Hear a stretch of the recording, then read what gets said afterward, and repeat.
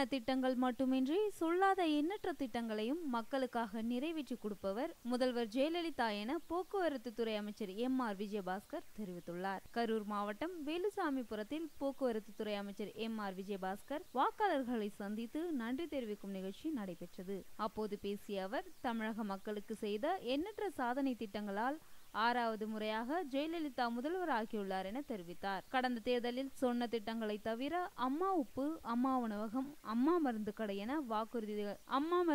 என வாக்குறுதிகள் அளிக்காத எண்ணற்ற நலத்திட்டங்களையும் மக்களுக்காக செயல்படுத்திய அவர் ஜெயலலிதா என்றும், சீரிய சிந்தனையோடு பொற்கால ஆட்சி நடத்தி வரும் முதல்வர் தற்போதைய 2016 தேர்தலில் கூறிய அனைத்து திட்டங்களையும் நிறைவேற்றி கொடுப்பார் என்றும், மக்களாகிய நீங்கள் என்றென்றும் அவருக்கு உறுதுணையாக இருக்க வேண்டும் என்றும் அவர் தெரிவித்தார்.